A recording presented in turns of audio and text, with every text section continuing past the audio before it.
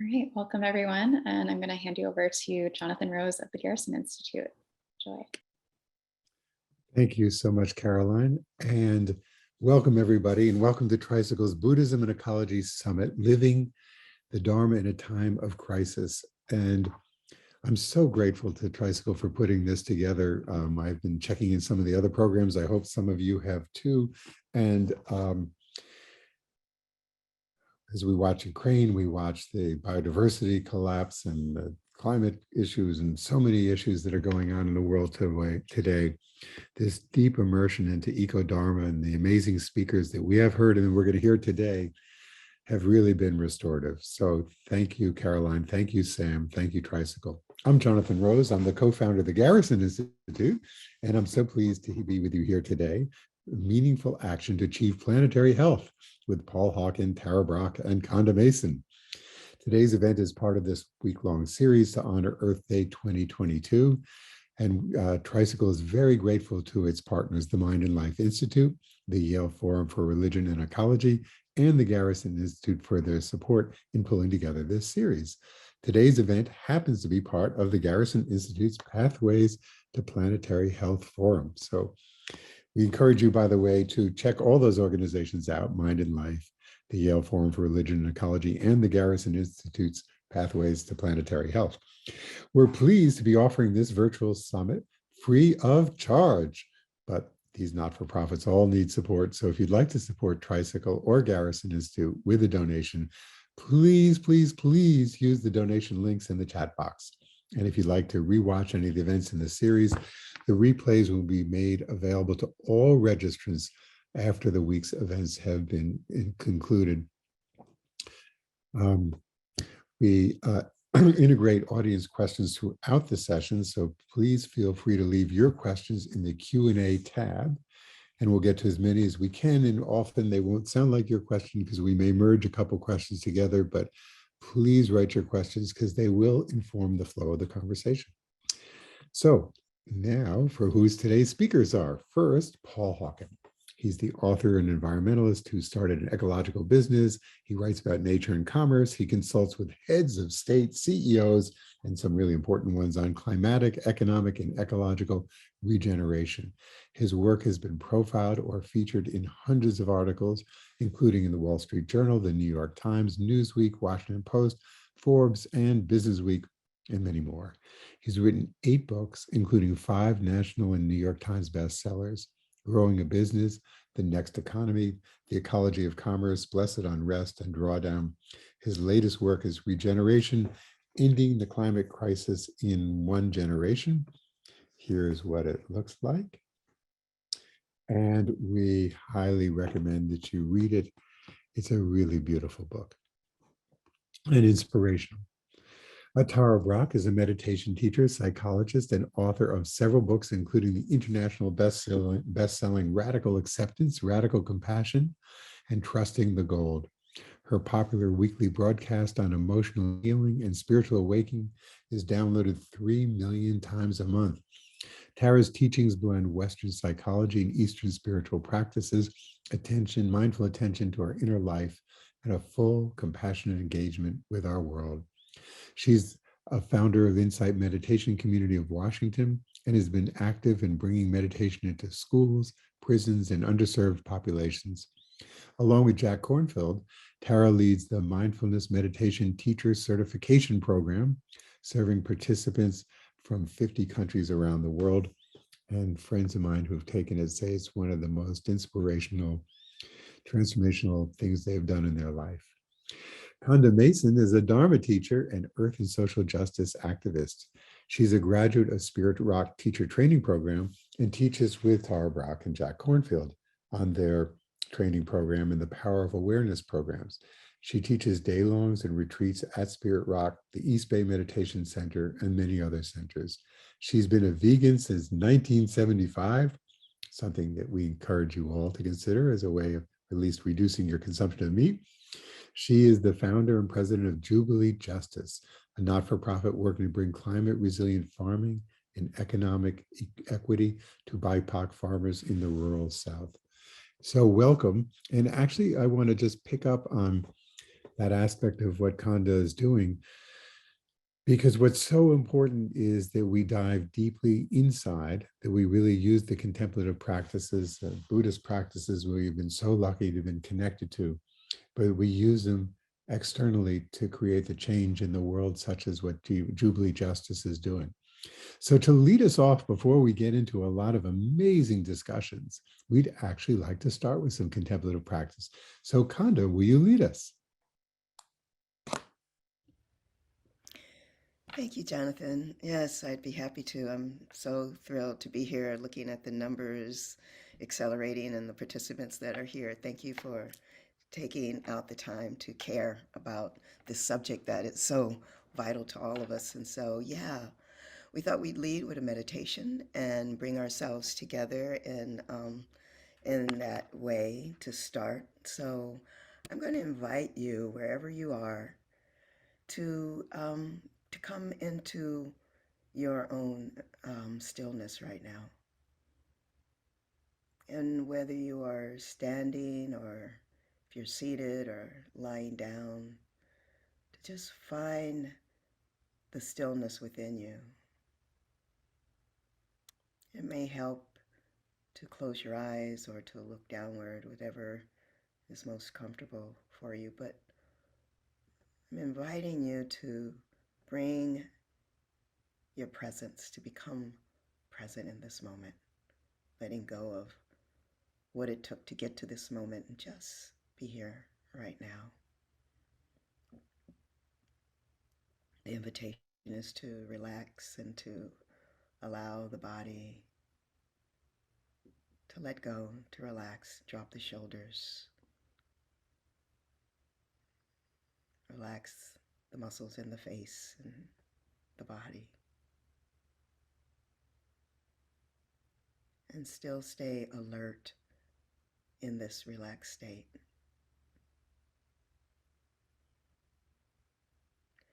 And begin to notice if you can feel the presence of breath in the body.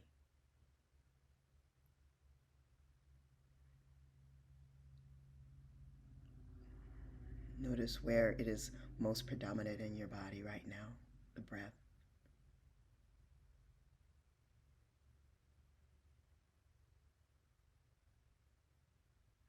And allowing that anchor, or if there's another anchor that's better for you, just allow that anchor to bring you fully present, or bring in your awareness.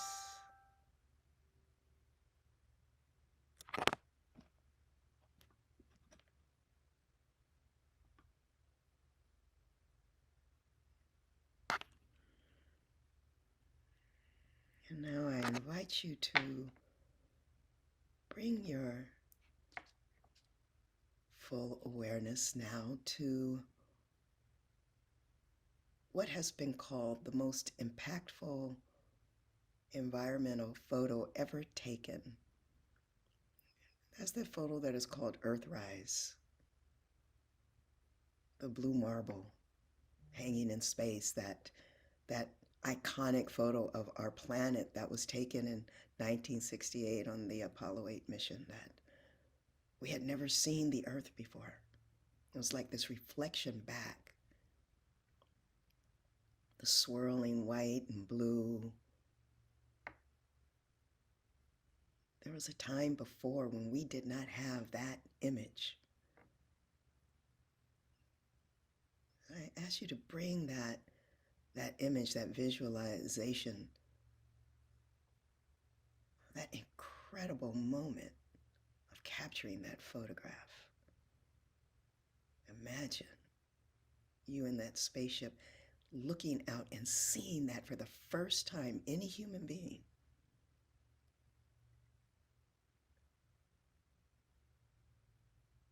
Wow.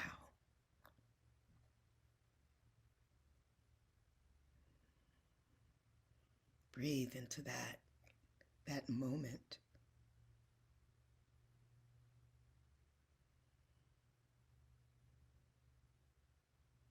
Now I invite you to zoom into the earth now to a place that actually is so beautiful that it takes your breath away.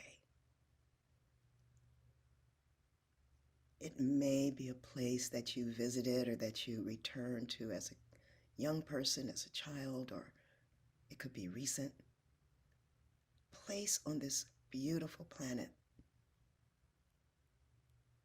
that is overwhelming with beauty. It could be walking down a path and noticing a purple flower. But find that place. Visualize the natural world where this beauty is overwhelming. See it in your mind's eye.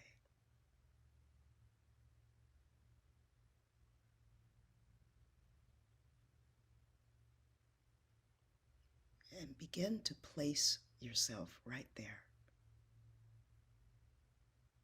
bringing all of your sense doors to this earth sanctuary.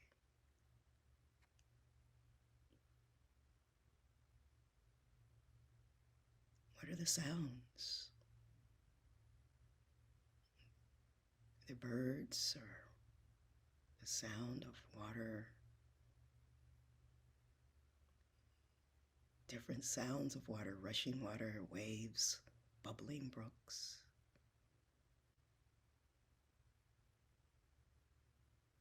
Maybe the sound of the wind blowing.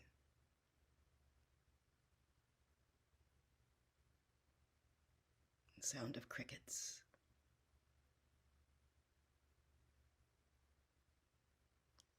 It could even be the sound of silence. Tap into that, the sound, the ear sense door.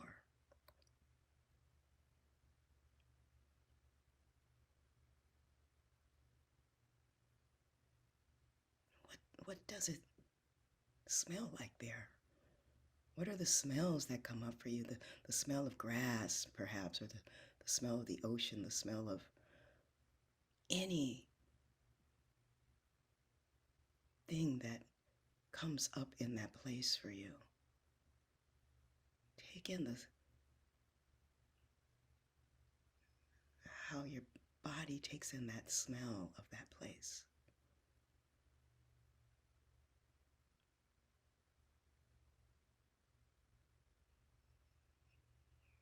As we add that to the sound and the sight, and bringing in the taste.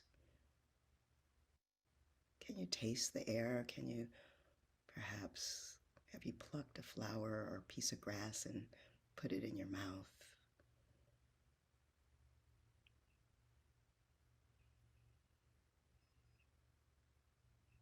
Any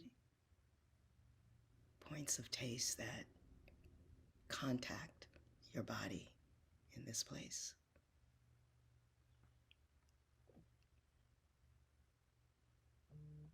And moving towards touch. Your body, where it contacts this place. Are you standing? Are you sitting? Are you lying down? Are you walking? Your feet touching the earth. Is it soft or wet or sandy? Hard, gentle? How is this place supporting you, your body?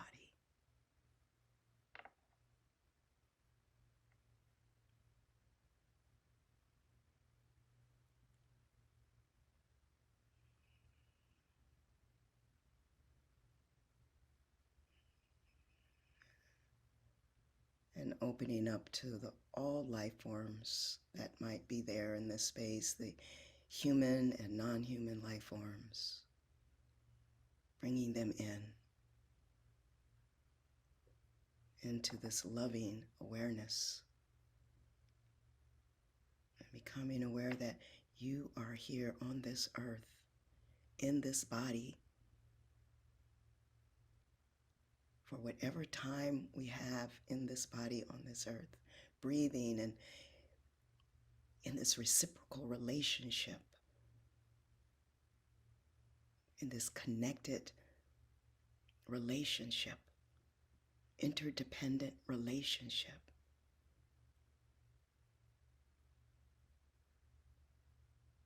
And allowing the heart now to just expand and to open wide, feeling the sense of deep gratitude of this life.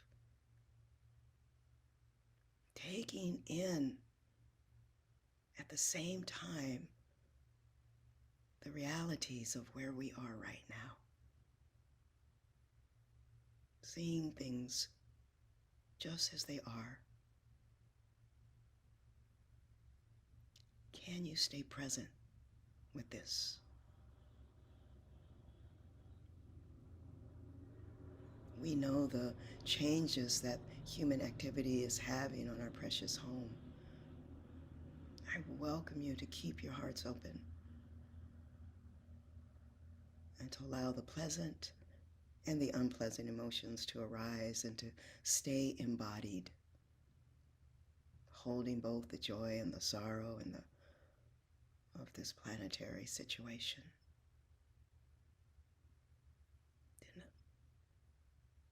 Not pushing anything away. And remembering that everything changes, everything that rises has also the nature to pass away. So what we have created, we can also uncreate. Change is not only possible, it is unavoidable. So what change do we want?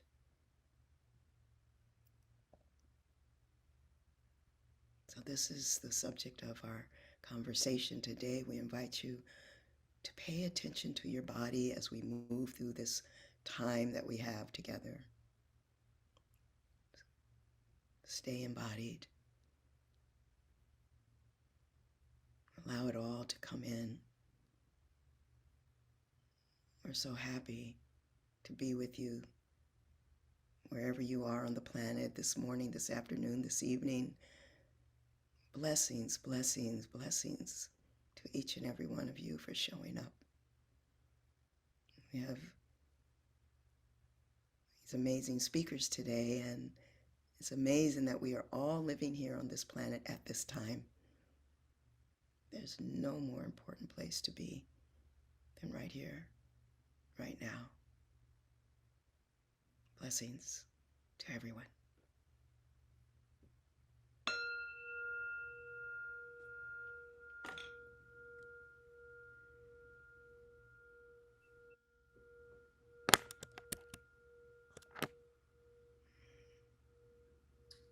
Thank you. Thank you, Konda.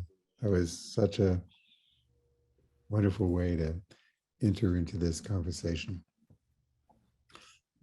I have some questions for you, Paul, but I'm actually going to say, just take off from where Konda left us.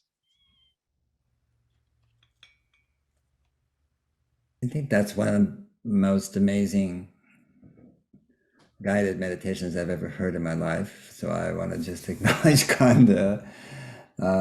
We are very blessed that Konda, she's a dear friend for a long time, and we are very blessed at Regeneration to have her on our board. And she opens board meetings with guided meditations, but this one, was extraordinary. And what I hear, receive from Konda always, but from this guided meditation really, is the exquisiteness of the interconnections. And interconnection seems such a lame word to describe the intricacy of life on this planet, and how it is distinct, of course, and we can name it, but at the same time, how the well-being of every living thing, creature, animal, insect, herb, plant, forest, ecosystem, depends on the well-being of others. It's not like we can separate, although we study it as scientists and we try to make distinctions and separate, but in fact, nothing works that way. And what it brings to mind is really how we have come to speak about the atmosphere and so global warming, also the climate crisis, climate emergency, etc. But the way we've come to speak about it has been, I think, to our detriment, frankly. And what I mean by that, not to bring it to our attention, of course, that is what is needed, but we're bringing it to our attention by essentially othering it, by separating it as if it was distinct, as if it was something separate. And we use, war and sports metaphors and the verbs, to describe the fight that, fight again. We hear fight all the time. We're going to fight this, fight that. We're going to fight climate change. We're going to combat it. We're going to tackle it. And right there, the core of the problem is expressed in that sentence or, that phrase, because that means we have separated ourselves and we see ourselves as separate. And furthermore, we see climate as separate from what? And the idea that the biosphere and the atmosphere are two different things is such a curious understanding, because when Konda in the beginning was talking about feeling our breath, like taking a deep breath and then feeling the breath, okay? And we don't think our breath and our body are two different things. We take in oxygen and exhale CO2, but the earth is the same. It's the atmosphere, the climate is a direct expression of the biosphere. And so I feel that in demonizing and othering climate, and I heard that in some of the tricycle presentations, with all due respect, because we've just absorbed that language. We just use it automatically, but in so doing, the possibility and the way to, in a sense, amend and change that, it becomes elusive. We lose it when we make it other, because then we start to see it as something that is separated from the whole of our existence, the whole of the planet. And the probably the best example of that is really the focus on carbon, the focus on carbon combustion, that is the focus on coal, gas, and oil. And well-deserved. 80% of greenhouse gas emissions come from the combustion of coal, gas, and oil. But what happened, especially with Inconvenient Truth, with Al Gore and many other people and so forth, there's this idea that if we get that right, that is to say, if we can replace our carbon-based fuels, with renewable energy, which we are doing very rapidly, but if we do that, that somehow we get a haul past the 22nd century, we can exhale, cool, everything's fine, and we've made it net zero emissions 2050, all that sort of stuff. And that's just absolutely not true. It's just not true at all. Now, it's absolutely necessary that we do that and accomplish it, no question about that. So I'm not arguing against it. I'm just saying is that there's one other thing we have to take care of, and that is the regeneration of life on Earth, because we live in an economy, we live in a society, we live in a culture where we take for granted that our needs are fulfilled and met by processes that extract. And when you extract from the living world, you harm the world. And that's called degeneration. And that's what we're doing. And not necessarily by intention, but de facto.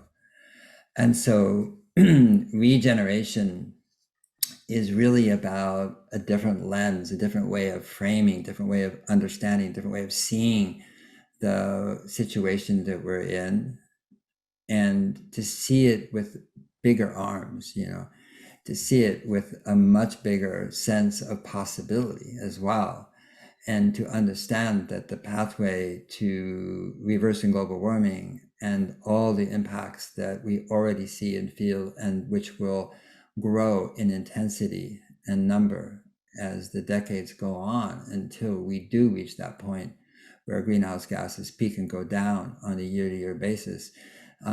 What we, I think, miss in our way of looking at it, and the way we gain by looking at it from the lens of regeneration, is that we see that everything we do is connected and can either harm or heal, and that we are at that threshold where we are unknowingly, and in some cases knowingly, but stealing the future from our children and our grandchildren and their children's children. We're stealing it, we're taking it. So contrary to the teachings of indigenous people all over the world in terms of the wisdom, the wisdom traditions and their stories and their narratives and their observational science, which is how to be a human being on this planet and create more life for future generations. And we're doing the opposite. We even culturally appropriate that way of thinking, 7th generation, for toilet paper. This is such a emblematic thing of what the colonial mind does, and when in fact we can and want to exist in a way that actually heals, because regeneration is innate to all life. It's innate to being a human being. It's innate to the very qualities that Konda expressed.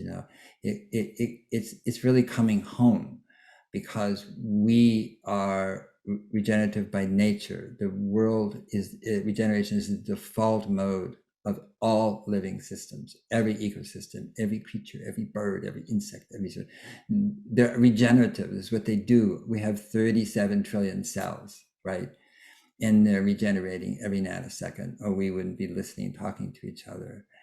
And so, but probably more in a more less abstract way, everything we do during the day that is caring for others, for self as well, for our children, for our friends, for the 3 million downloads that Tara gets every month, I mean, all these things are about caring for caring for people, caring for our animals, our trees, our garden, our communities, our neighbors, people we don't even know. This is innate to being a human being. And so what we haven't really connected is this thing of seeing reversing global warming as actually an expression of our deepest impulse and of life.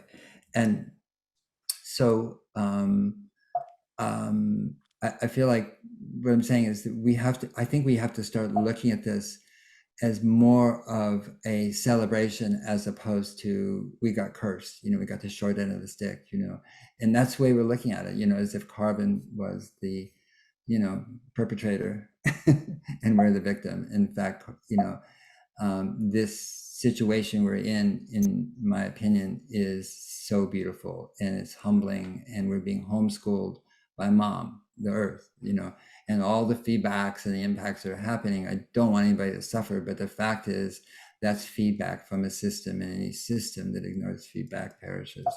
And so the feedback is an offering. It's a gift from this beautiful place that Konda described that we live, and it's a nudge, it's a message, it's our ally, as opposed to something we need to fight, tackle, and combat. And so that's the kind of sort of figure ground shift that I think regeneration speaks to and offers to all of us.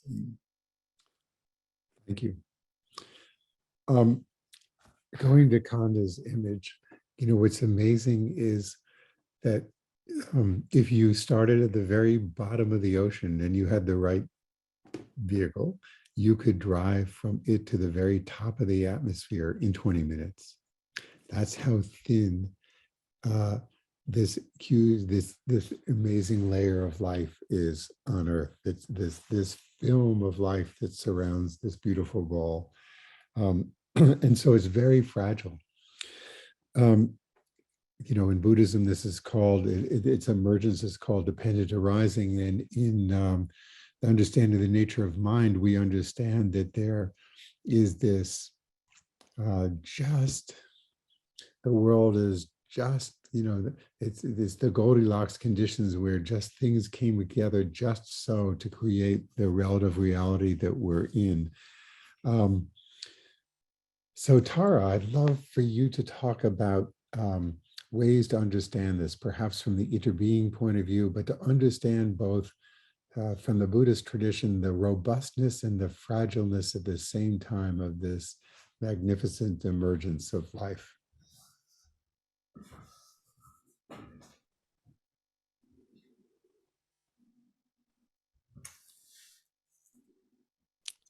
Hey, there you are. Yeah, so thank you for the question, Jonathan, and thank you, Konda, for the beautiful meditation, and Paul, those words.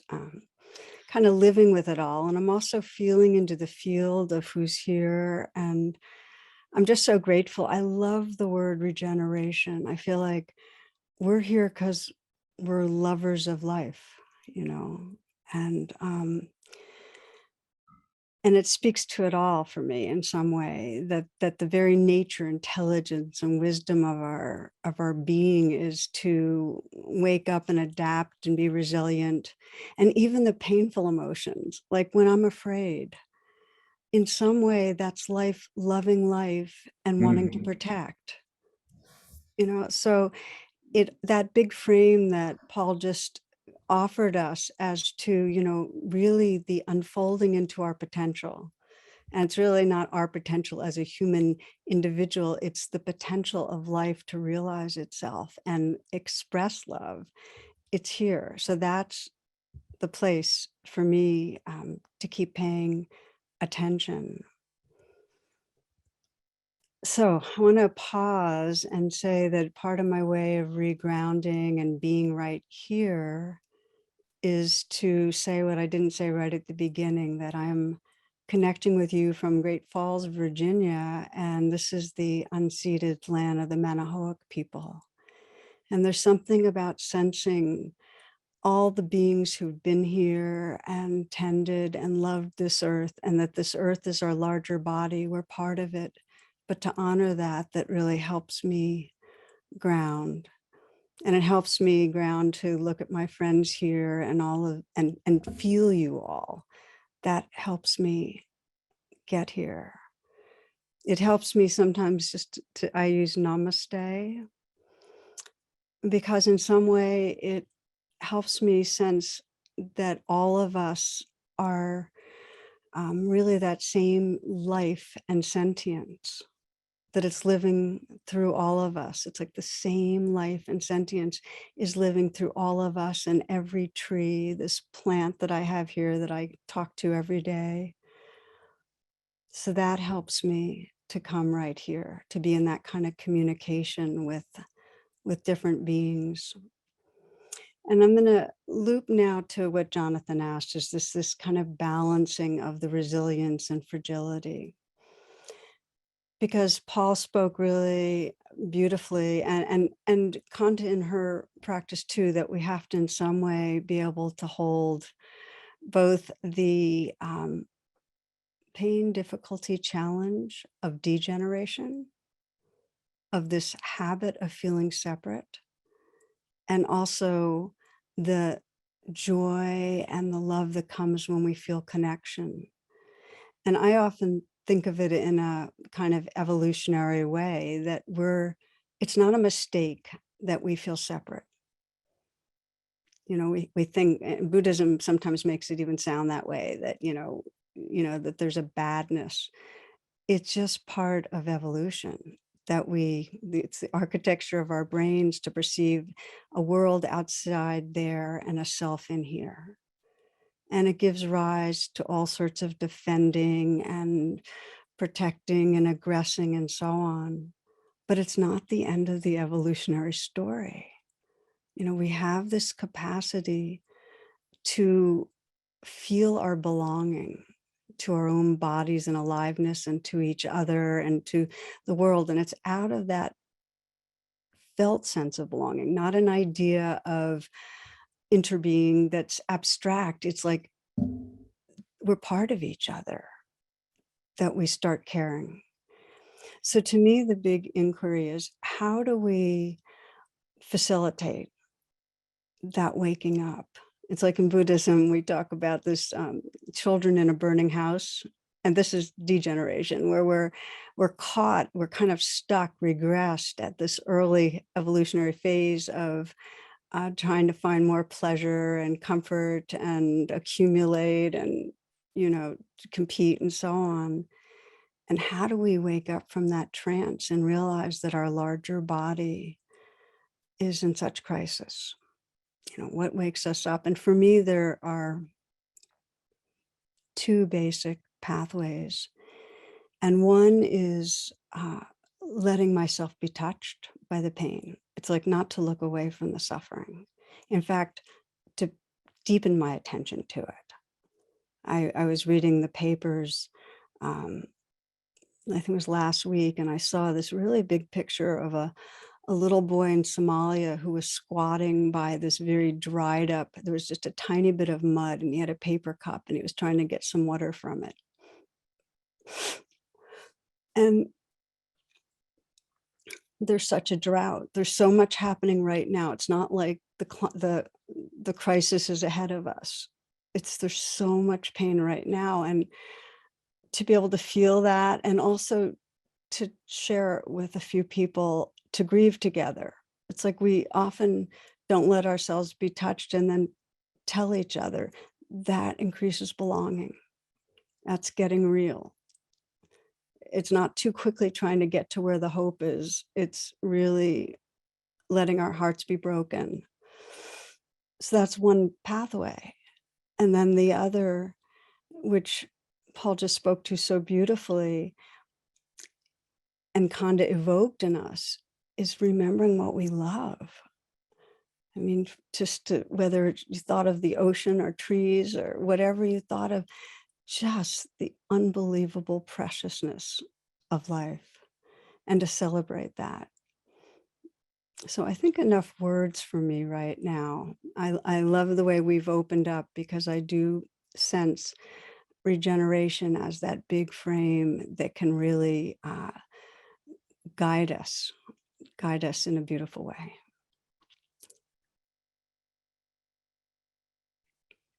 Thank you, Tara. Konda, where would you like to take this?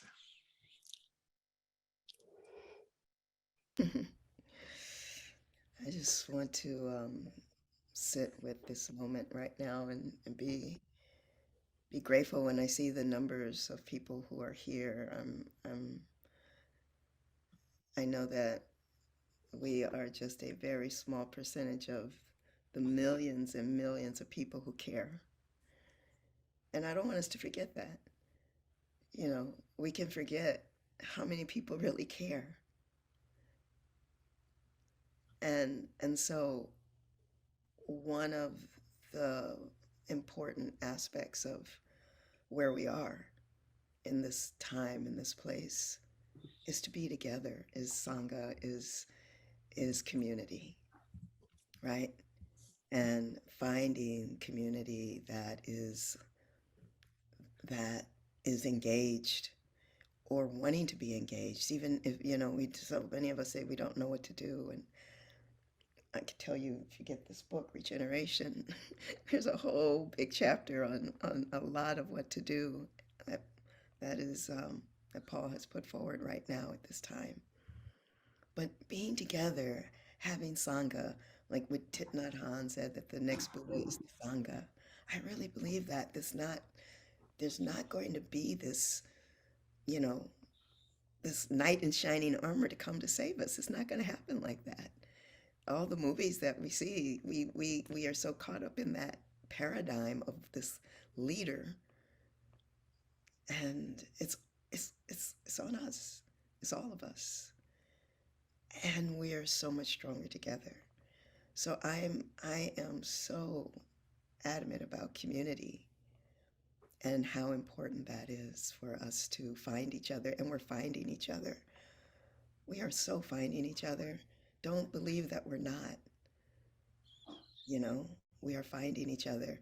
And with that, what Tara just said, this idea of not turning away is so critical. As much as I know the pain of some of the many of the things that we have done to each other and to this planet. I mean that that same mentality of extraction of the earth, we have extracted from each other. The human extraction is at the core. I mean, for me, when I think about the climate crises, I can't bifurcate it. I don't think of it as a climate crisis. We have a human crisis. We have a spiritual crisis. We have a crisis that is in our hearts, in our values, what we value. And that's where I also think what I love about my Buddhist practice is it's an ethical practice. It's about sila, which is the word for ethics and values in Pali sila. And at the core is this notion of care, of kindness, of kindness. Whatever happened to kindness, right? And as we open our hearts and get proximate, right? Brian Stevenson talks about getting proximate. Brian Stevenson from EJI, Equal Justice Initiative. If you don't know who he is, please find him. He talks about getting proximate and how important that is, that because what we have created in the separation is literal separation, fences and distance, and I don't know you. I don't know you. You're the other. And as we get proximate to our own pain, we get proximate to all that is, and allow our hearts to just break open. And it's an evolutionary thing that happens when the heart breaks open, because then compassion actually arises. The compassion arises when it faces, when you face that which is hurtful, that is suffering. Compassion is our natural state, as Paul was saying, our natural state to care. To care. This deepest impulse of life, Paul, to care.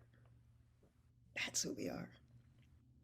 And so what I love about my own practice and where Buddhism comes into all of this is that we can cultivate this, because the society, so many things are sending us in another direction. You know, the greed, the ill will, the delusion around so many things. And I know we have some time together, so there's so many doors to walk into this conversation.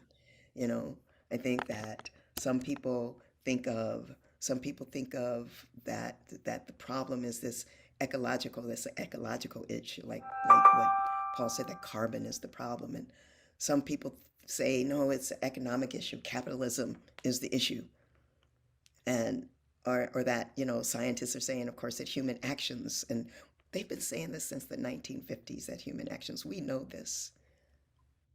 And with that, it feels to me that it is the issue of what we value, what we have valued and what we put forward, and what we don't value.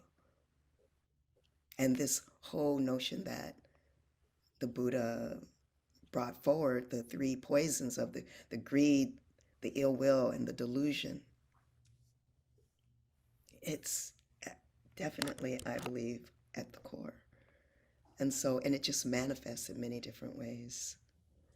So there's so many doors to walk in, and I hope we get to talk about all of them and know that it's not one or the other, that it's everything, that it's all a holistic package, that underneath it, which we are all saying, is the delusion of separation. The delusion of separation from ourselves, from each other, from the earth and all species. I happen to also really like the way Otto Schwarmer has the divides, right? He talks about the divides and the divides, the three divides, the divide, the disconnection of self from nature, the ecological divide, and he talks about the social divide of disconnecting from each other, and the psychological divide of disconnecting from ourselves. And all of that is really the core of where we are. And how do we bring that back? How do we unlearn that? We need to do, solar panels, and I'm building a rice mill right now that's going to be solar. I'm doing all those things. And at the heart of it, how do we fuse what has been divided? We could talk about it all day long. How do we bring it back together? How do we change the narrative? Like you said, Tara, it's understandable. It kind of looks like I'm not you, right? Kind of looks like I'm not that mountain.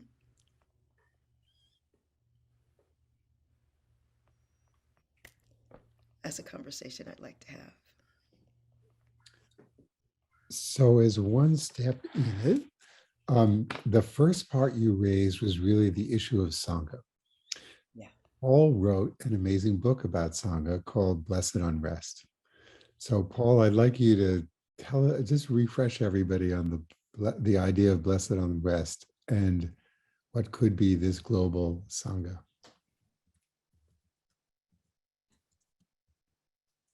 I'd be happy to.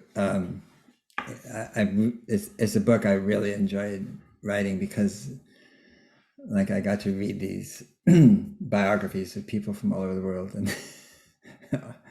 and I couldn't believe that I was working.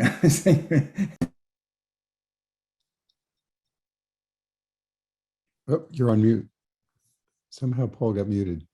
I hit it. I'm sorry. I was saying that Blessed was the book that I really enjoyed writing so much because it's where it took me in terms of the literature and people and history and so forth.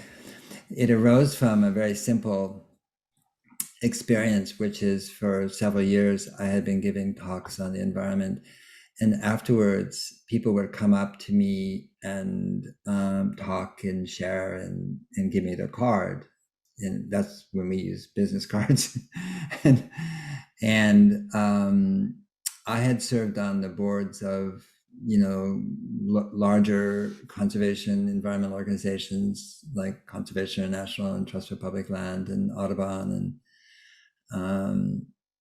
and some others. And almost every time I got a card, I realized I'd never heard of this organization and their purpose and what they did and what they were directed to. And so, wow, that's interesting. And so finally, when I took them back, and I didn't want to throw them away, so I put them in a shopping bag I had from I don't know where I got it, but it was like a shopping bag anyway. And one day it was full, and there was thousands of cards, and I looked at it. It was in my closet. I was living on a small houseboat, and I'm going, I can't throw this away, but what does it mean? And so I decided to find out how many organizations there were in the world that were dedicated to basically ecological restoration, social justice, indigenous rights. I wanted to know who's out there, what are they doing? And so I grew up at the University of California, Berkeley, and my father worked in the library, and Marion, the librarian, was a heroine in our family. And when you wanted to find out somebody, you went to the library. And so I did, and you couldn't find out. And because I wanted to know how many organizations in the world that were dedicated to this. And so I got a grant from somebody from Germany and said, okay, you can hire some people. And so we then combed records in all over the world, to find out, who's in Indonesia, who's in Botswana, who's in Belgium, who's in Boston, and what are they doing? And then, and specifically what we're doing. And at that time, in the United States, we classified nonprofit organizations in 20 categories. And one of them is ecology. That was it. It's like, and what we classified every organization as to what they did, and we came up with hundreds and hundreds and hundreds of different foci, and purpose. And it was so beautiful because it was just like this beautiful panorama of the dedication, the organization, the understanding, the knowledge, and the purposefulness of groups all over the world. And so that was the origin. And at that time, I think when I first spoke about it before it was published, before we had all the numbers, I remember giving a talk at Pioneers and having a film, a video showing the names of organizations and where they were in the world. And it was it was just rolling, like screen credits. And just fast enough so you could just barely read them and read them and read them and read them, and no faster, but you could read every one, and then it was gone, and scrolling, like that. And what I told people is that they would have to have been there basically night and day for 3 days, reading the names before they got to all the names. I later found out that actually when we finished the research, you'd have to be there for a month, sitting there reading the names of the organizations and where they were and what they did. And it was just, and I think that what it taught me and showed me, and I think showed many others too, is that the way we get information, the way we get news, the way we get the involvement and engagement of people around the world is very, very fractured and very, very slender. We really don't see that. What we get is just a plethora of media that basically is trying to light up our amygdala, because that's, fear and threat and all that sort of stuff is something that the brain is wired to pay attention to for good reason. And now it's being exploited in order for click-throughs and to sell things to us. But I realized that, we can't see what's over the horizon, and we tend to see what's above the horizon, and we think that's the world. And instead of understanding that it is extraordinarily complex on a social side too, and what human beings are endeavoring to do and what they care about. And that was really the origin of Blessed Unrest. And then writing about, well, where did this come from historically? In other words, what are the roots, in different countries, in different traditions, and has deep, deep, deep roots, obviously, in the wisdom traditions, in Asia and in the Mideast, in Africa, and in the Americas and so forth. So it is not like it just popped up this Sierra Club one day. It actually, if you trace it back, and you do go back to all of us, in the earth, and so forth. And you start to see that, or the beginning of the appreciation of separation, that is to say, the recognition of division, the appreciation of what's going, what's happening to society, especially with industrialization. And then you see a really explosion of organization. So that's what Blessed Unrest was about. And but as I said, I think one of the things I loved is when, Emerson, he lost his wife. I think he was 21, 22. I don't know. He was 24 maybe, but she was young, 18. And he was just heartbroken, totally heartbroken. And everybody told him that he should go to Europe. That was, go to Europe and do a tour. And he did, and starting in the boot of Italy and up so forth, and up to in Paris, where he saw basically the Jardin des Plantes, which is really this amazing, it's still there to this day, but so forth, where this family had put together in exhibits of, all different types of butterflies and reptiles, and this is plants, and, showing the relationship. And he could see evolution. He saw evolution. It was right there pinned to these exhibits and it was just, but he called it, the web of life. Exactly. And it was like the first moment where he had joy, and you can read his entry that night in his journal, about just like seeing the world in an entirely new way. And then when he came back to Cambridge, he wrote, the famous book called Nature.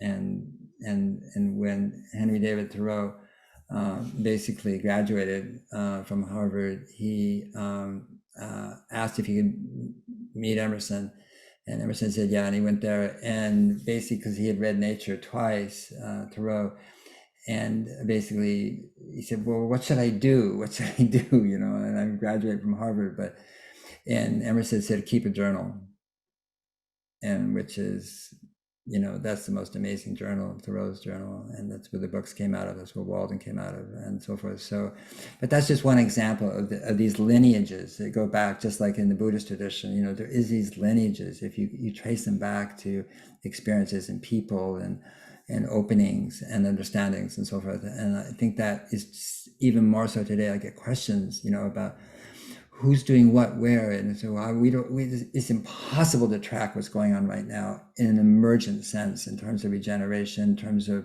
organizations, people, schools, teachers, change in emphasis, entrepreneurship, new ideas, services, that it's exploding in a way.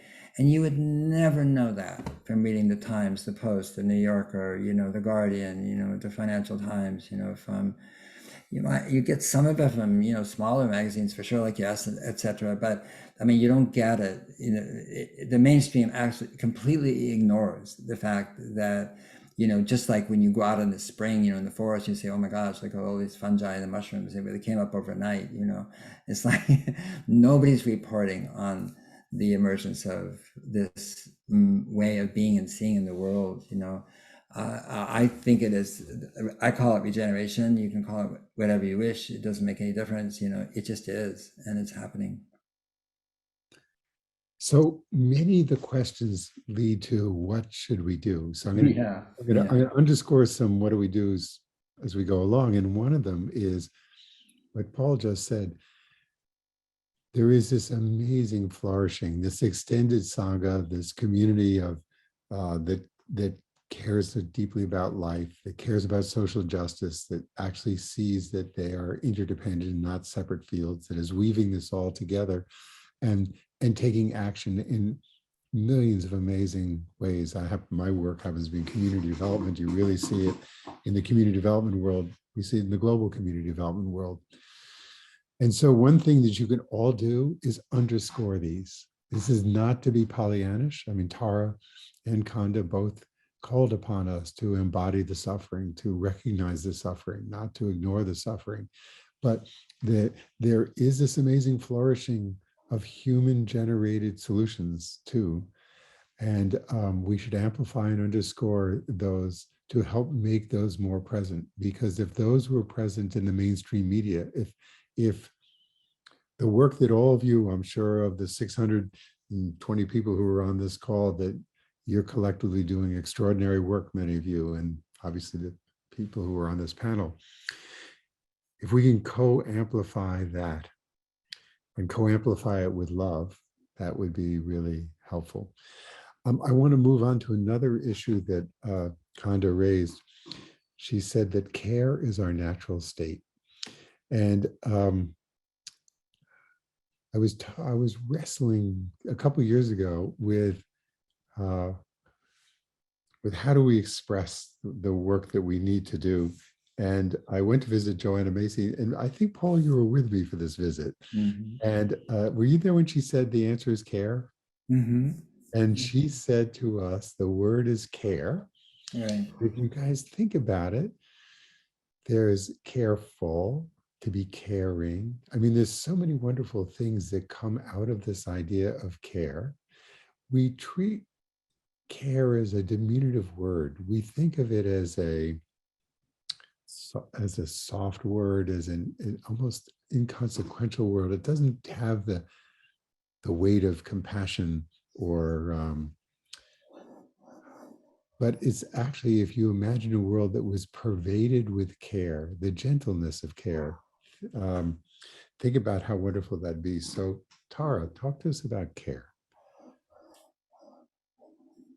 I feel lucky, because I love talking about care. And before we started, we were talking about Joanna Macy yesterday, and I was sharing how all I have to do is listen to her for a few moments and I start crying. And sometimes it's, the sorrow of the world, and sometimes it's the possibility. But her care is so visceral, so energetically transmissible. It's such a transmission. And I think it's amazing that care is contagious. And I think it's amazing that if we really think about human evolution, which again, as I said, it helps me to think about it, our great achievements came when we made that shift from being tiny little groups that thought of others as bad others and less than, to being able to collaborate beyond kin, to have our caring extend in widening circles. That was the shift. That was the shift. And so that really amazes me. And here's the deal, that evolution rewards us. We actually get in our brain the kind of shift in chemistry that makes it feel good to care. It's rewarding us. So that's why I really resonate when Konda said it's our nature, that it's what we are unfolding into and what we're unfolding to embody. And sometimes our caring comes because we realize how impermanent things are, how it's changing, and how much we cherish what's here. And I think that's in action right now. I'll share just a personal story. A few years ago, I walked by the river here, the Potomac, and I heard some shots go off, and it was hunters up the river who were shooting geese. And I immediately started weeping because I have real active relationship with the geese here. Like I watch them right now. They're about to give birth. I see them in their pairs nesting and flying overhead, and just I have a relationship. So what came to mind is these are my friends. My friends are being hurt. And it was really, really powerful to sense, these are my friends. And then I started scanning to other parts of life, like thinking of the animal industry and the billions of animals every day that are tormented. And I again reflected, we are friends. And that same flush of caring. And then I thought of different parts of the world, but I also looked at the sycamore tree that was right there. And I said to it, we are friends. And there was this immediate communion and caring. And down at my dog, Katie, we are friends. And this became this reflection. And what happened was there was no part that wasn't included in that sense of connection. And I realized I could never be alone. That was the realization. And with that, here I had been really feeling grief, was this flush of a really exquisite well-being. Not like it was okay that hurt was happening, but that there was this care that could hold it and respond. And of course, I had to include the hunters also, that, their conditioning led them in that way, and that behind that conditioning are hearts that care.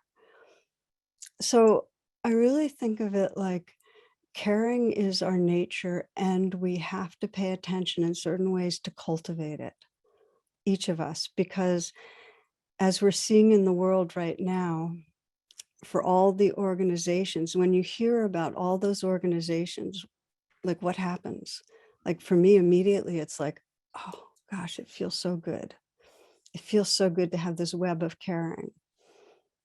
And we know right now our world is in kind of a grip, a spasm of unprocessed fear that's creating the kind of mistrust that's wreaking havoc, that's making it so that our natural abilities to collaborate and work together and care get contracted, and what takes over is really the more primal energies of fighting, flighting, fleeing. So it becomes intentional. Like, how do we wake up out of red versus blue? You know, how do we forgive and embrace and feel care for those who are causing suffering? You know, how do we, in the most basic way, hold our own life with care when we're in a kind of contracted, reactive place? So these are kind of questions that come up for me a lot around care, both that it's our nature and it takes a kind of dedication to wake it up and live from it. I speak to that. Is that okay? Um, yes, yes, yes, yes. And I, I am, I live in a world in America as a Black woman. And I am always aware of that, right? And so is everyone else. You see me.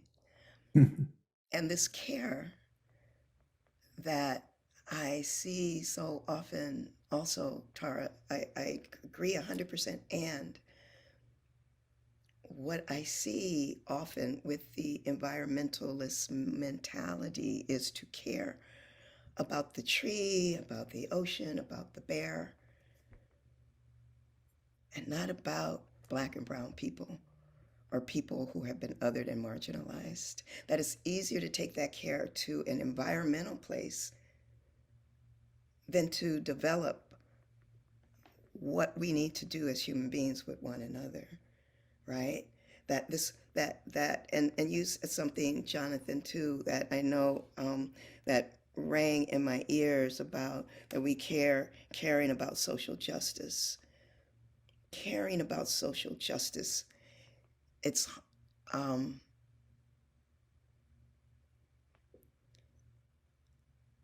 so what this is one of the things that I just want to say. I think I'm trying to pull it all together here in a way that's kind and meaningful and really expresses myself.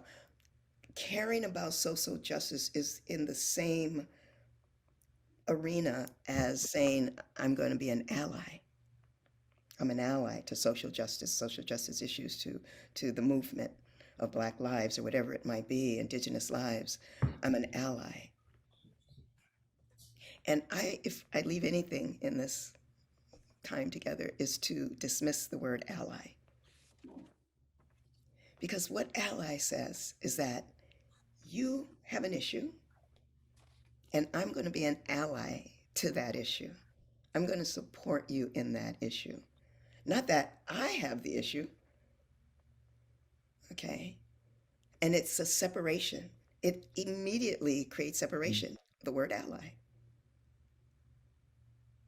And so and so I care about social justice as I'm an ally to social justice. And I'm saying, no, injustice is everyone's issue. Injustice is what is at the core of all that we're talking about is injustice. Until we meet the needs of everyone on the planet's going to continue to suffer because we're at the basis of this suffering. And so this care, I say, start here. Start at home. Start with the neighbors. Start with the people that you have othered. Start with our own complicity to injustice. Okay? Because we know, I mean, this now, I could bring in racial capitalism and how all that works and how what has been at the core of this separation. The work that I do, for example, at my nonprofit, we talk about land, race, money, and spirit. That's very intentional. Land, race, and money. Big issues. Land, stolen land, race, Those are the three poisons. Greed, hatred, and delusion are at the core of all of that. And until we bring that lens of, and that's why also we can't have the conversation without the lens of spirit, or else we're in this cycle that is just eating itself, not regenerative, not loving. So I just want to bring in that as we talk about care, as we talk about the earth,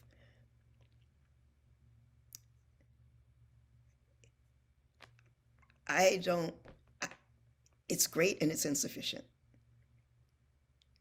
It's insufficient. We have to be looking at justice. We have to be looking at the world we created around money, around resources, around what we call resources, around who has stuff and who doesn't, who has the green spaces and who doesn't, who has access to a life worth living and who doesn't. We have to get to that to get to the polar bear and the tree and the eagle. Don't skip over that. You're skipping over me.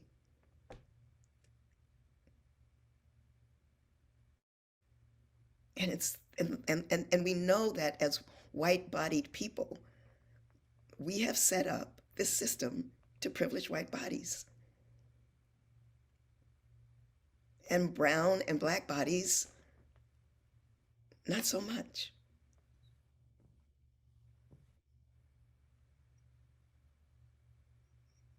And so it's I'm clearly passionate about this. And it's for me it's at the core.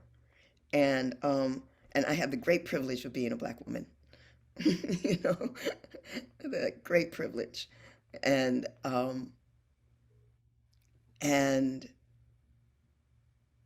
there's so much to say that I'll try to cap it right now, but this conversation about the earth. And when I think about, and then I think about even the Joanna Macy's who are just brilliant, and I think about the black farmers that I work with who care so much about this earth. Nobody knows their name. Nobody knows their name. They're doing this deep work every day, generation after generation, planting food for people to eat. Their hands in the soil. All the unknown heroes and heroines of this life.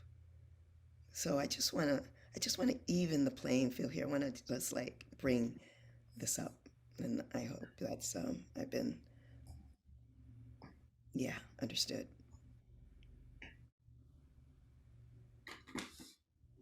I would love to be the first to thank you for that, because there's no way to wake up a true caring unless we're paying attention to the most basic places we create division. And there's probably no more basic place than around color of skin in much of the world. So I know for myself that unless that's like right at the center of my path, keep looking at like what creates, what stops me, nothing else is fully embodied and real. And I feel like there's not a conversation we can have about any part of the healing of the world without centering this right now. And it doesn't get centered. So I'm not going to say more except just for this moment. Thank you, dear. Konda, is there a visualization that you would like to lead us through to deepen this? To deepen it, Yeah, what I said. yeah. It's in effect what I'm saying is instead of moving on, let's move in. Yeah, I hear you. Sure.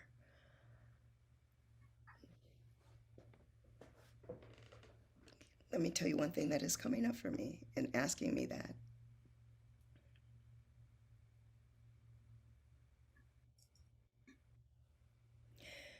Is that oftentimes, and I'm not pointing to you at all, Jonathan, but oftentimes we as people of color and are asked to help do the work that needs to be done. And I realize that that is my job. You know, there are times when that's my job. Often I don't want it to be my job. I want to say, you do it, you know. And sometimes, you know, it's like, okay, well, let me bring you onto this path. So that is my job. No, that's no. And but what I'm saying, Jonathan, is that that's the first thing that comes to me so that I can share that. I can share that awareness. I'm just being really authentic and honest in this conversation. Um, because white minds often say, well, show me, tell me what to do. How do I?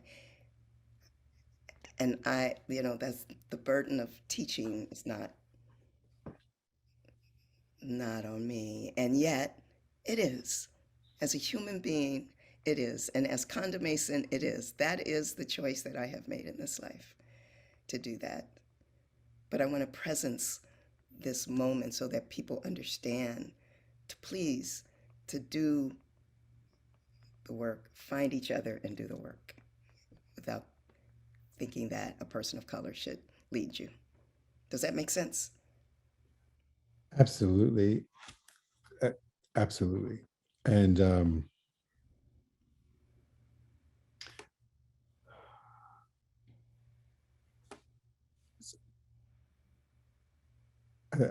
so I'm going to say two things. The reason why I asked you was because you set us off with an amazing visualization Yeah.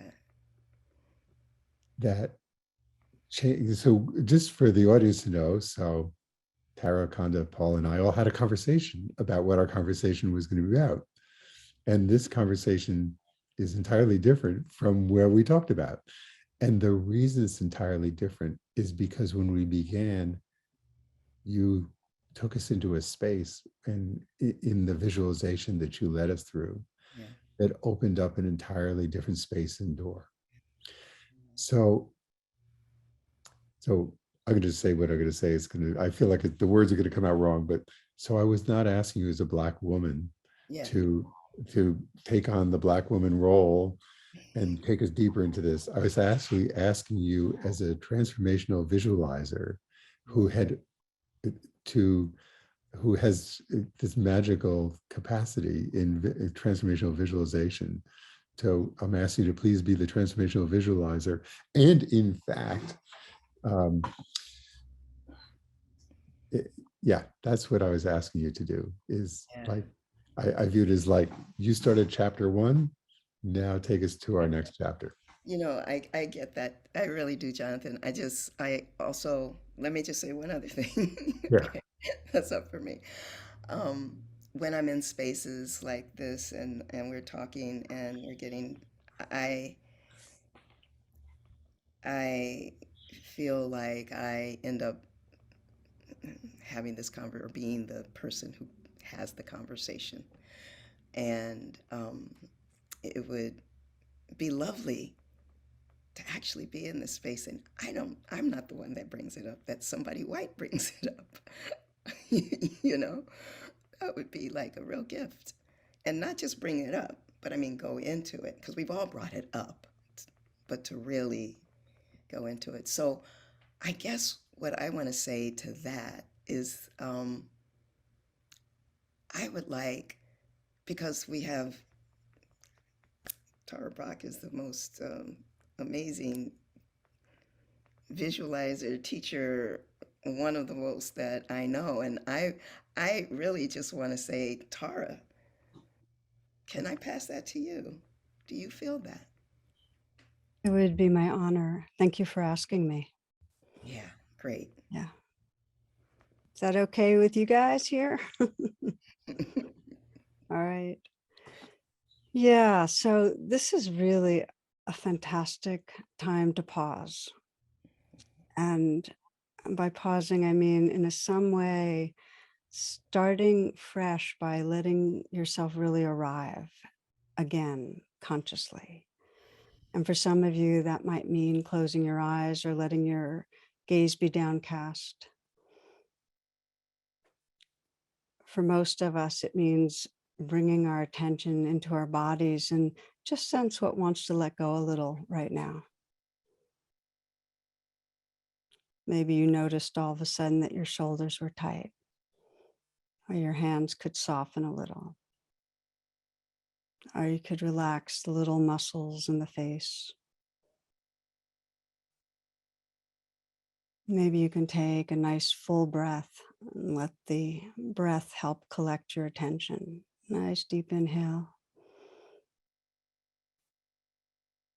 And then a slow out breath, slow enough that you can actually feel the sensations of letting go. And again, inhale deeply.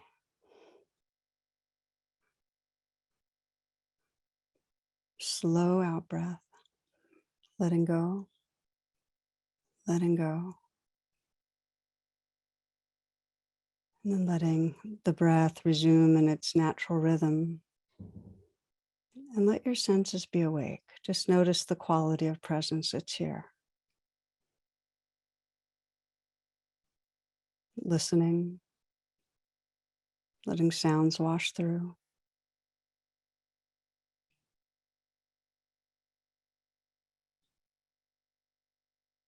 And feeling the body, whatever posture you're in, being aware of it, and waking up some more to the sensations by feeling from the inside out.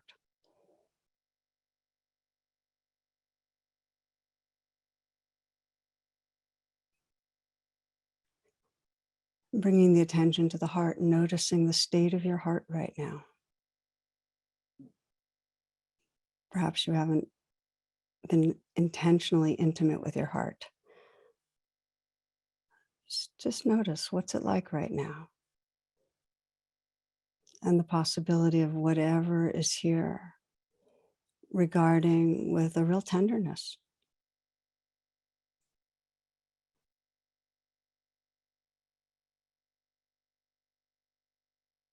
Notice if you even make a gesture of kindness towards yourself right now, of care. Just in some way, for some, it might be putting their hand on their heart, some message of kindness.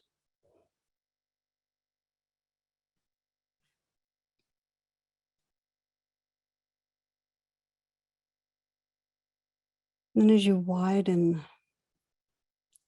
the lens, look around, consider in these last few days who you might have contacted,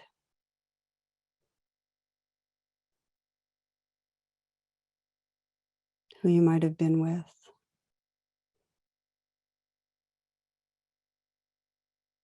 And I invite you to let your attention settle on someone of difference, of notable difference to you.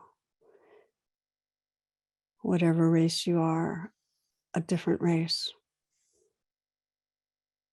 Or if there's another domain of difference that was really distinctive, class, religion, that stood out, that might cause separation, to bring that up to your mind.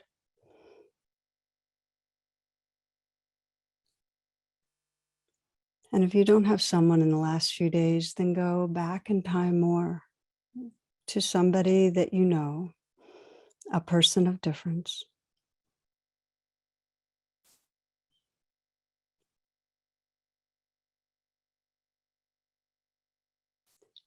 And in some way sense and intuit into the nature of how you relate. And take some moments to honestly sense whatever ways you might be creating separation. Whatever ways. For a white person with a person of color, it may be trying too hard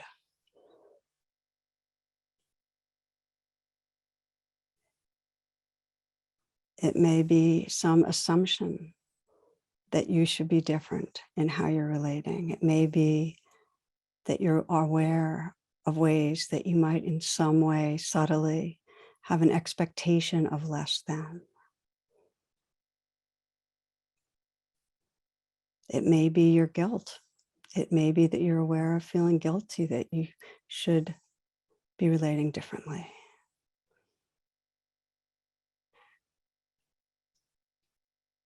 If you're a person of color, I don't want to impute the possibilities of what you might be finding, what emotions might create separation, but just to examine and sense. And for all of us, as we just take an honest look at one relationship, to know that we create habitually separations in all of our relationships, even with those very near in, out of our fears, out of our wants. So to give yourself earnestly to, how am I creating separation here?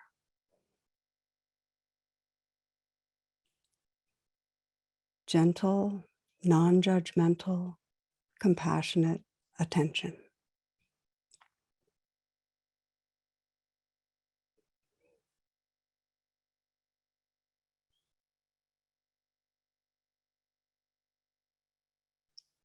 Again, as you do, for some, it might help to have your hand on your heart, just to hold that space of witnessing with care, with curiosity.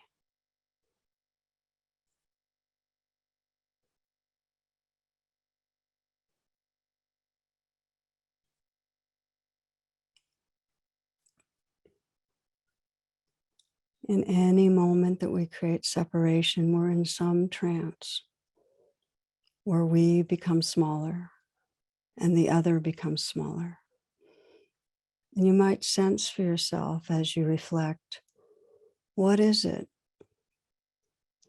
that is needed inside you right this moment that might help you relax open, that might help you have that undefended heart that's all inclusive? Is it self-forgiveness? Often it's sneaky, but we need to forgive ourselves. It's a sneaky wish. We don't know we even need it. That's what I meant by that. Sometimes just saying forgiven, forgiven for the conditioning that's here softens it. Is it a sense of what's possible? That you have a longing to be awake, connected, have a more free heart?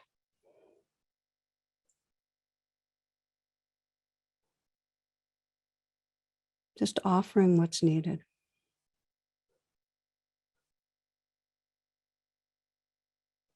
Offering what's needed.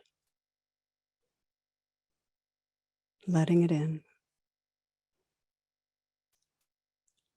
So that if you widen your attention again, you can sense new possibility. That sense of moving from self and other to we. And you might extend it to sensing a whole group of people where you might feel separation. And just to feel that deep aspiration to wake up from unreal other, to feel the blessing, the sweetness, and the healing of we.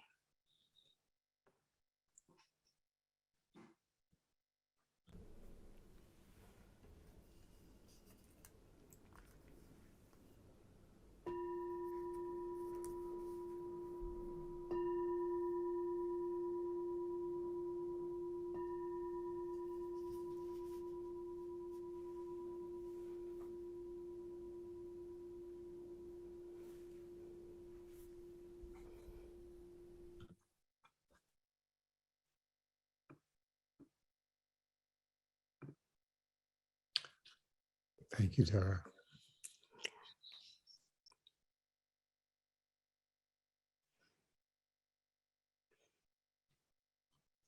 So I'd love to pick up on this idea of we,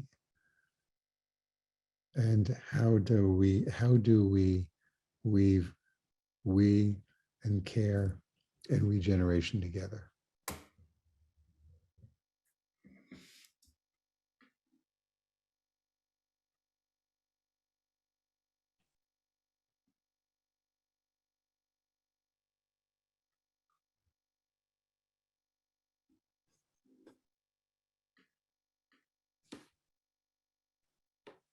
Oh, you want to take that one?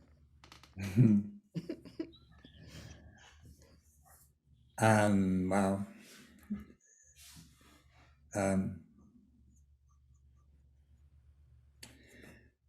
Well, in regeneration, I feel like the climate conversation has been very siloed and narrow.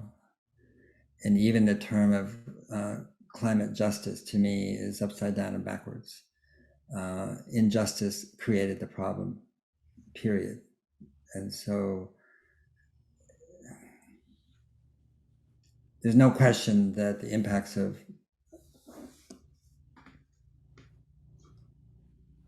disruptive weather patterns are affecting people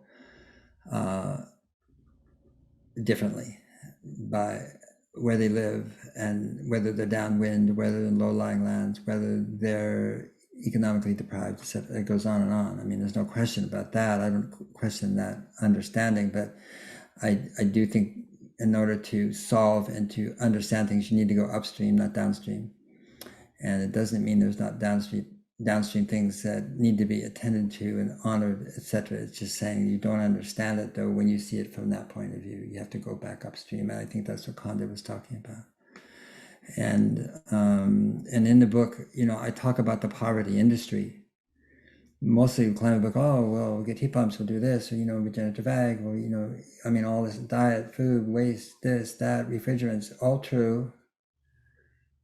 But again, you got to go upstream. And the poverty industry, what I say is, you understand there's no such thing as poor people. There's people living in impoverished conditions. So that term itself is, with all due, is very colonial.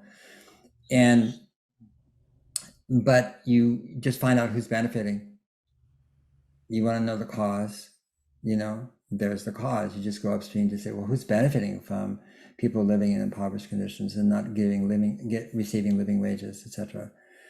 And if we're not looking at that, then we're just kidding ourselves about actually addressing the larger story here about global warming and its impacts. We're fooling ourselves. Then it becomes just a privileged conversation. Oh, we're going to have direct air capture. We're going to do this. We have this technology, but it's like, cool. you haven't gotten to source. You haven't gotten to the ground. You're not grounded in your understanding. And the interesting thing about the solutions, both in drawdown and regeneration, that created in both publications, is that if you look at them and and there wasn't any sense of the cause of extreme weather, there wasn't a climate scientist alive, we didn't even have climatology, okay, put all that aside, and you look at every one of these, what they do is create a better life for people. That's what they do. And that is what this movement has to be about. And if it isn't about everyone, and if it isn't about the 4.5 billion people that are designated as living in impoverished conditions by the World Bank and other agencies, and many other people besides them in this country who may not think they're poor, but they certainly are, and they're suffering and they're sick and they're not well and they scramble to make money, and they feel, of all colors, by the way, and so forth. And so the beautiful thing about regeneration is that the understanding is that if we don't address, if we're not attenuated, if we're not focused on meeting current existential threat, not future, now, for all the people in the world who wake up in the morning and the first thing they think about is survival, life, money, food security, their children's welfare, warmth, clothing, whether I have a job. That's where the juice is. That's where the payoff is. That's where the gold is. That's where, we then are, expressing ourselves, all of us. And it's not about like the North doing that for the South or the rich doing it for the poor. I'm not talking about that. I'm talking about creating the conditions where people can organize, because nobody who lives in impoverished conditions wants to be. And what we've done is treat the poor, quote, quote, as something that we're to be good about. We're going to be good about the poor. We're going to be good about these people, or this and so forth, and help them. And that is the cause of the problem as well. That mindset, that separation, that distinction, and so forth. So innate in the, you look at the solutions and so forth, is this wonderful restoration of our a sense of humanity and what it means to be a human being. There's a beautiful program at BBC called First Peoples, and there was an amazing African-American woman who looked at the birth records and so forth and her grandfather. It starts at 1870 like in North Carolina. It's like, well, that's not where it started, and for one thing or another, she is an amazing woman and so forth, and she just kept pursuing it. Well, where did my grandfather come from? And they took a relative of her grandfather and they did the DNA, and they found genetics there that they had never seen except in a certain little place in terms of Africa, where all of us came from. So color, whatever, we all came from there, every single one of us, okay? And what they discovered was that there wasn't a single source. There wasn't the alpha person or genetics, the Adam, the Eve one, they call them, very white, but nevertheless, genes.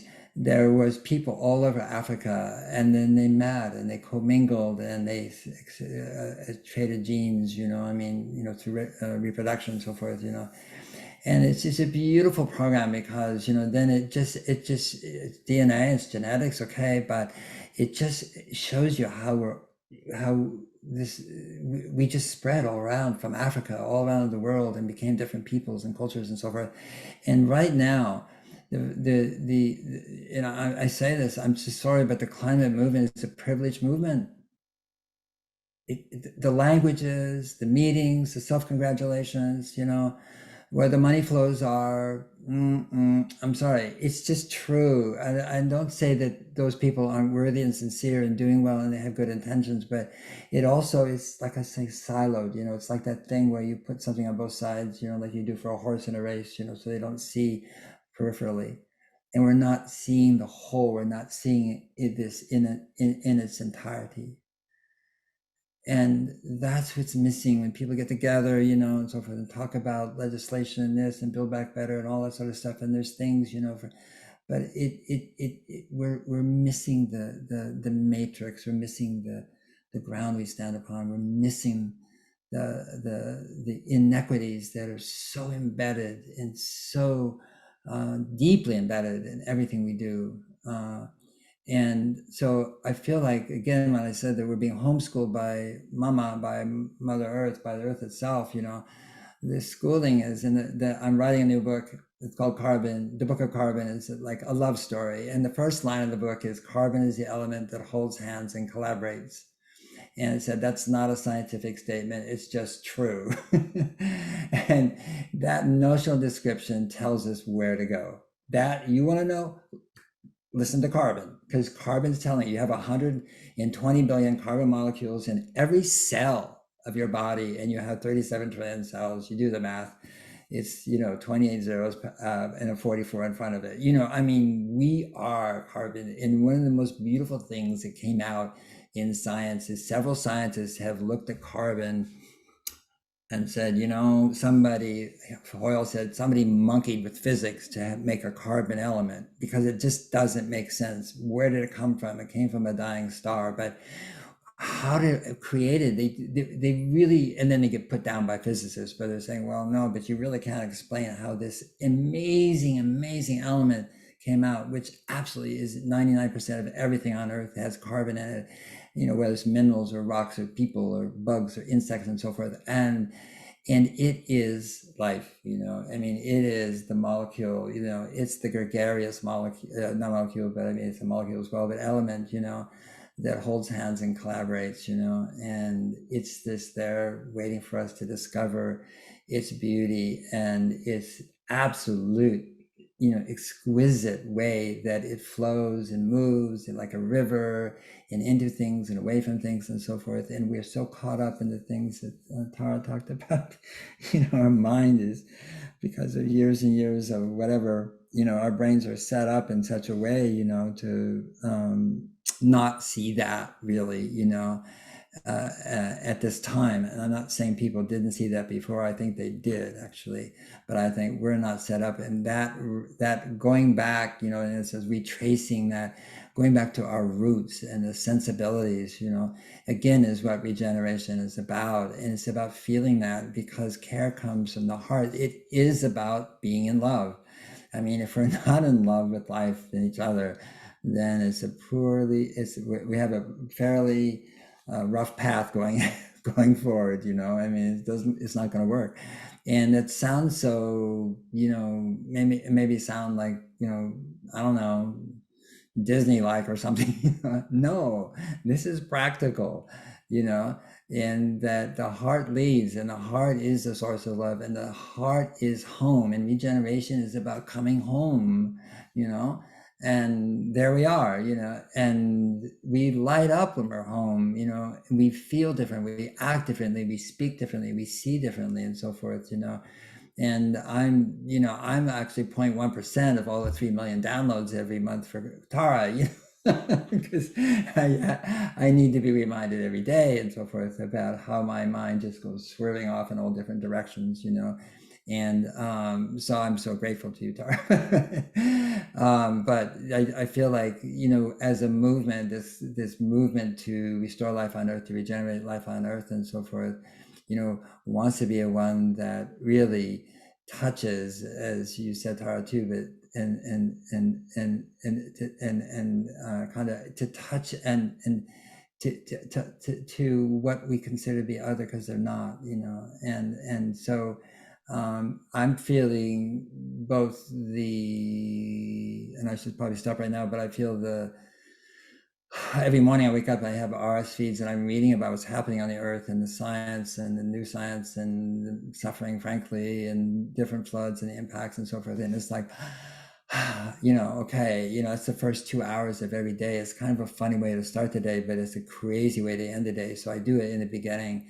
But to take that in, to inhale it, it's like a Tonglen practice, really. It's like take in this ignorance and the suffering and the way we see each other in the world, which is so inadequate and so harmful to self and other. And then to take that in and then understand what can I do? What can I be? How can I help? And it's all about one thing for me, is that can I be helpful this day to others, And so I just feel like, the social justice, the thing about people call it, even about indigenous people, and I feel like, there's still a lot of, oh yeah, indigenous people, indigenous wisdom, from white people, excuse me, but, and I say, well, wait a minute,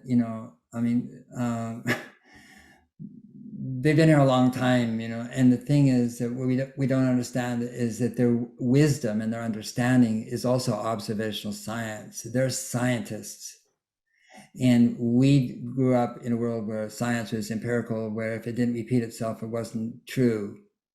And the 5,000 cultures that have stayed here from, 3 to 50,000 years, on this planet, know that nothing repeats itself in nature, nothing.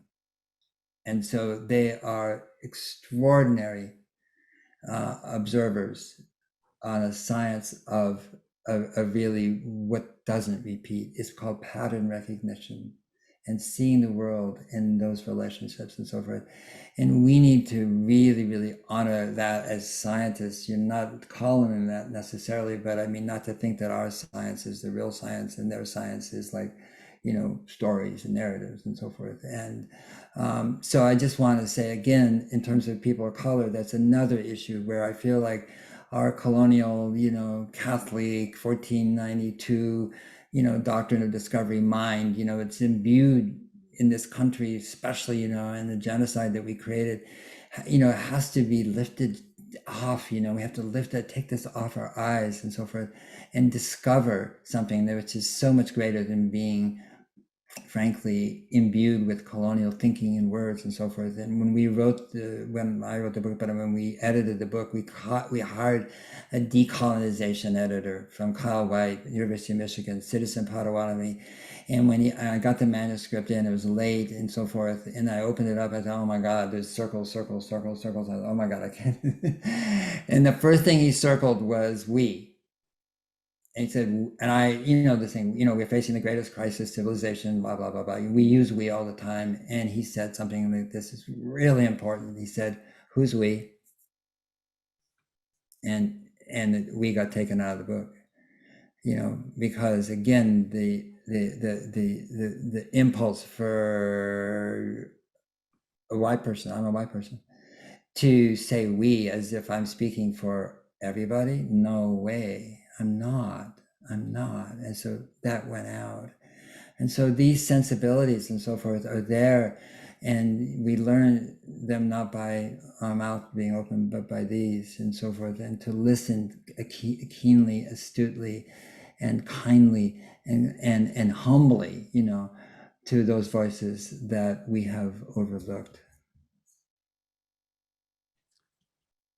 So I'm going to take the we, and I want to wind back a little bit earlier, because a little bit earlier in the conversation, there was this statement that the climate movement is primarily a white movement, and it's primarily a boomer movement. And that's one of those mental models that I think is entirely wrong. That may be, again, remember we said earlier, there's a whole lot of the world that is not reported in mainstream media. But in my experience, actually, it is people who are on the front lines of the climate crisis who deeply understand it and are deeply trying to be heard, and many places are being heard. Remember, this is a whole earth, that it's not just North America. There are people on this call from all over the world, but most of us from North America. At any rate, the point is that if you listen and you look, you'll see that in fact there is a magnificent range of people and range of impacts that people are dealing with, and they're all trying to be heard. I guess is my point, is that if we look at so I'll step back and say, one of the ways that a movement gains power is to recognize that it's a field. So when a bunch of people act individually, they don't have much impact as individuals. But when they come together, I'll give a very simple example. The Garrison Institute recognized 20 years ago that a lot of people were connecting contemplation and K-12 education, but nobody knew that anybody else was doing it. So they all thought I was a little experiment in some school system. And when we mapped it and we put them all together, and all of a sudden everybody saw there were thousands of people who were doing this, they realized there were a field, and all of a sudden it stepped up in impact. So my point is that this movement of, and I always try and speak about climate and biodiversity together, because climate is just then part of that layer that I described, that 20-mile thick layer. So when we recognize that it's a much bigger movement than the part that we see, I mean, the rest is all available to see too, so we can see it all. And that is, multi-race and multi-language and multi-people and multi-economics and people who are on, who are climate migrants in Africa, and it's all of us. If we so I say that what I'm trying to say is there's much power that recognizing how many of us and the range of circumstances that there are in this movement towards protecting biodiversity and reducing our climate impacts and regenerating the earth. When we see all of us that is in it, the movement itself would be much more powerful.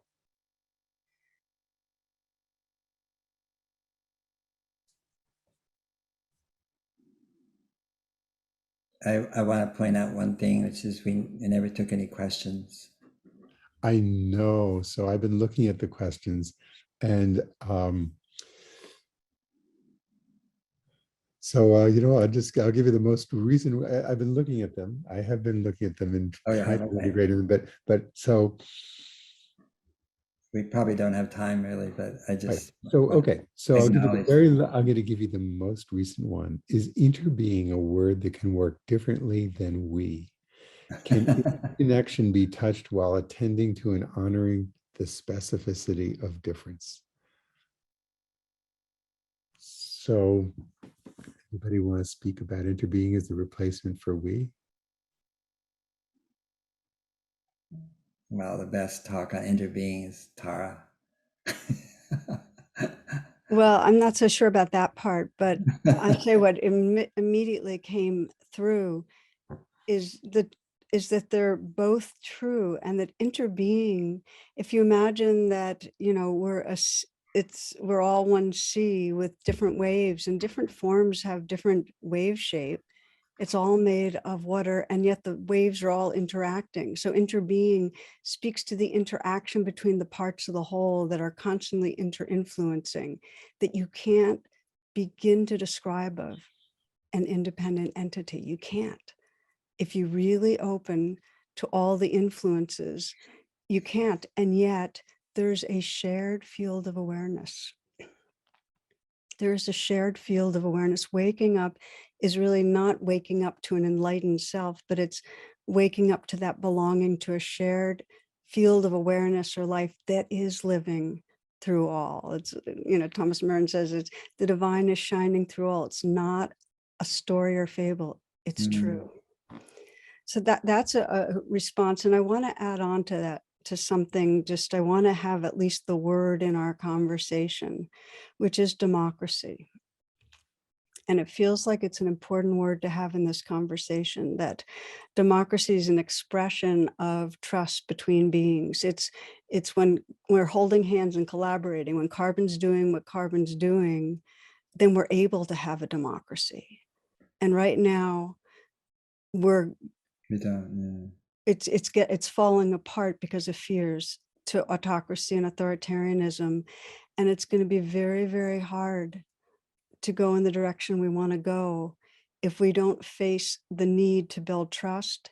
And that means not only recognizing how many are working together and getting them all together, as Jonathan said so beautifully, it also means we have to really intentionally get proximate with people that don't agree, that are different, because we need to rebuild a deeper sense of we if we're going to be able to do what carbon's meant to do and hold hands together.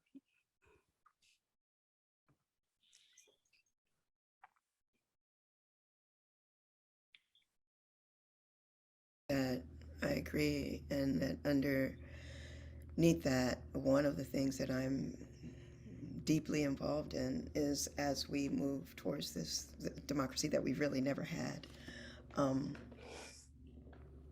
and there's Hannah Nicole Jones, who did the 1619 Project, is famous for saying that Black people are the only people in America who actually really believe in democracy, that we really say, you all said it was going to be fair, and it's not, and we want to make it fair. And so I believe that. But having said that, I think that underneath that, one of the things that I'm really involved in is, along with democracy, is, again, going back to finance, going back to the economy, going back to that shift that has to change. And the next, this post-capitalist world, this next economy, what is that looking like? And there's there's so much energy in that space right now, and I'm loving it. We're all confused, and there's some nuggets as well. So I just want to put that along with it, because there's the people that in my circles, we talk about racial capitalism, and how capitalism has been not even starting here, but starting in Europe, with capitalism, with, the always, the Jews, the gypsies, it was always around the other, and how it has been brought to this country. And so anyway, that said, I think that I just want to leave the good word of finding out what's happening in another way that we deal with exchange and resources, because what is happening is not is going to keep us where we are. It has to shift. So I really appreciate that. I'm going to bring us to an end with that, because that is actually the beginning of another amazing conversation, which is the conversation about capitalism.